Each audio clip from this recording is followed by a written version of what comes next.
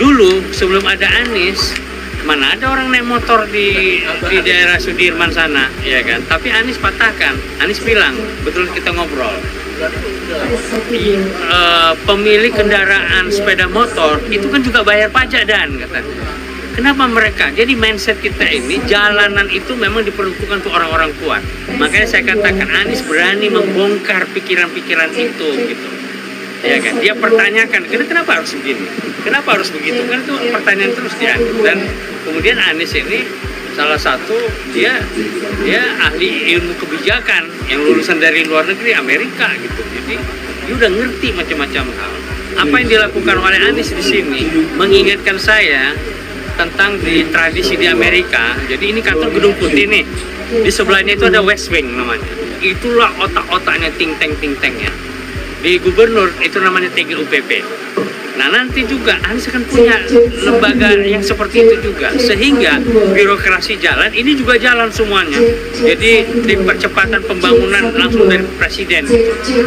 Dan di samping itu tentu juga ada pembaruan yang sifatnya itu institusional ya.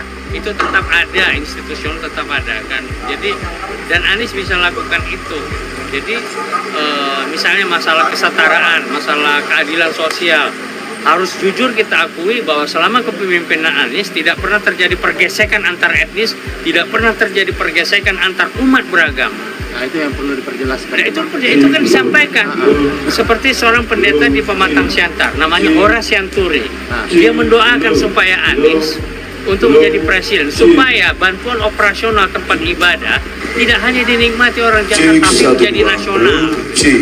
Ya kan? Kenapa dari kalangan Islamnya tidak marah? Karena kalangan Islamnya juga diperhatikan dan Hindunya juga demikian. Nah, ini kan sudah bukti nyata. Ya kan? Itu benar nyata ya, Bang. Oh iya, nyata sekali. Bukan hanya Islam mayoritas betul, tetapi yang diperhatikan oleh Anies tidak ada mayoritas seperti itu, tapi kesetaraan. Akhirnya apa? Ya, ada kan gereja 20 tahun, 30 tahun, 40 tahun tidak selesai pengurusan izin IMB-nya. 20 tahun tidak 30 tahun sampai 40 tahun. Nah, itu kan selesai di era Anies. Di era Anies Baswedan selesai itu masalah. Padahal kita punya gubernur world so called katanya yang terbaik ya kan. Ada Pak Ahok, ada Pak Jokowi. Kok nggak selesai itu? Yang bisa menyelesaikan adalah Anies. Sehingga siapa yang terbaik? Anies. Persoalannya apa? Memang tidak ada di media-media gitu. Tapi kenapa stigma dia intoleran itu begitu melekat, Bang? Iya, karena dia orangnya tidak mau tolerir. Reklamasi, dia tidak mau tolerir. Iya kan? Betul. Dia tolerir dan kalau dia mau, waduh, udah itu kalau istilah kata, kalau orang Medan bilang, dia kalau mau main-main seperti politisi kita umumnya, ya kan, 500 triliun nggak kemana itu, ya kan, orang Medan bilang gitu, buktinya banyak. Coba reklamasi siapa? Oh, reklamasi ada kok jalan itu yang sudah jadi bos. Yang belum jadi itu tidak diteruskan. Kalau yang sudah jadi itu dampaknya kalau itu dihancurkan oleh Anies, dampak lingkungannya lebih parah gitu loh. Iya kan? Dan ya akhirnya kenapa tidak berpikir pikirannya Anies ya? Ada dimanfaatkan sebesar-besar kemakmuran kepentingan umum 65%. Nah itu luar biasa. Solusi-solusi Indonesia, coba lihat. Pernah dengar tentang IMB berkawasan? Belum. Nah IMB itu kan biasanya kan per rumah ya kan. Ini berkawasan. Nah dengan berkawasan itu Tanah Abang, Petamburan itu kan. Nah itu selesai semuanya. Paling tidak orang bisa tidur dengan nyenyak bahwa besok dia tidak akan digusur. Satu, kedua fasilitas umum bisa masuk gitu loh. Kalau itu udah selesai, air, ya, listrik, air dan semua. Kalau tanpa ini nggak bisa ya. Nah itu deh. Tapi dibikin berkawasan sampai ada nantinya keputusan tetap tentang itu gitu loh.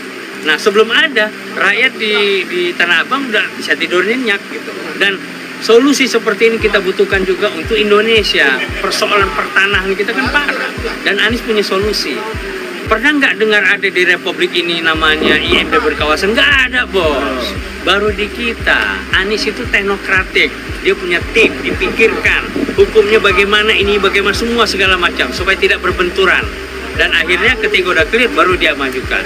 Jadi memang Indonesia ini butuh orang memang yang berani seperti Anies, yang intelektual seperti dia, dan kemudian yang punya kepekaan nurani ya terhadap rakyat itu tinggi, ya, dan tidak main-main. Dan kan ada yang mengatakan 30 tahun dari ke depan ini belum tentu ada orang pemimpin seperti Anies.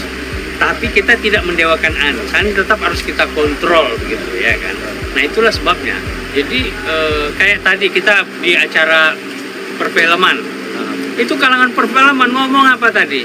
Aduh luar biasa, mereka mendoakan supaya Anies presiden. Kenapa? Dengan kebijakan Anies yang baru tadi itu akan memajukan perfilman kita. Tadi perfilman saya sempat ngikutin juga, sempat dia ngomong bahwa ada satu aset mereka yang diambil jika Pak Anies. Ya, nanti kan dikembalikan. Minta dikembalikan. Iya, MT Haryono itu. Itu apaan itu Bang?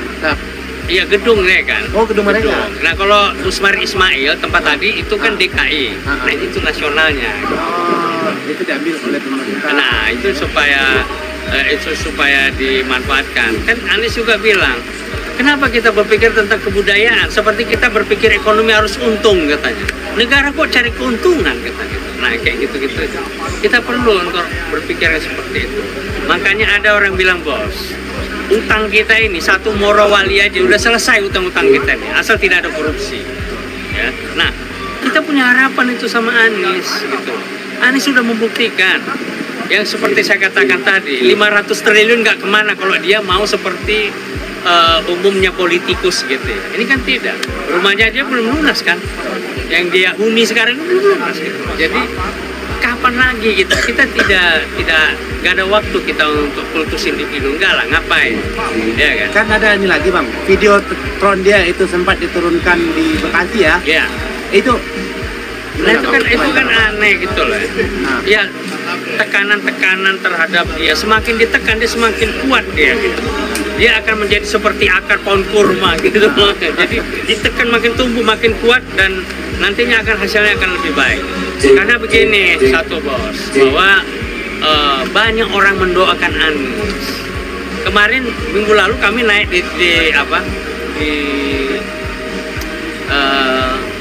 di 1000 anak tangga, makam papan tinggi, itu 1000 anak langka. Saya 5 kali naik, kemudian ada kawan juara taekwondonya internasional lagi di situ, jagonya gitu. Dia malah nggak nyampe dia gitu. Karena naik itu harus punya kebersihan hati. Anies dia sama sekali. Saya hari keempat, saya tanya sama dia, nih betisku sakit kalau duduk ini begini, situasi gimana? Aman nggak ada masalah kata. Dan dia bahkan dari Tapanuli Tengah, Barus, dia pergi ke Jombang. Dari Jombang udah kunjungan lagi kan ke Lampung, ke Sorong, Ambon segala macam gitu. Nah artinya bahwa alam menjaga dia gitu. Dan ada kebersihan hati. Coba itu orang semua ngos-ngosan, dia cuma naiknya senyum, dia turunnya senyum. Dan untuk menjadi pemimpin tidak hanya butuh kekuatan fisik, tapi juga mental, spiritual. Dan Anies punya kelengkapan itu. Kalau orang yang emosional, pemarah, temperamen, tombol perang kapan ini bisa dipencet bos gitu. Yang korban siapa? Rakyat. Itu harus kita pikirkan. Tapi yang punya ketenangan seperti Pak Harto gitu kan tenang. Anies punya.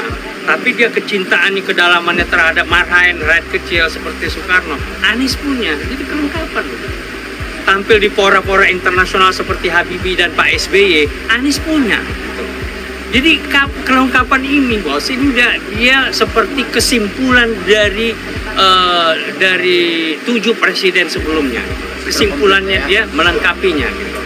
Ya, tetap dengan tidak kesempurnaan, tetapi Anies kita butuhkan untuk saat ini supaya meletakkan fondasi selama 10 tahun sehingga yang meneruskannya nanti udah lebih terarah lagi gitu. Insya Allah.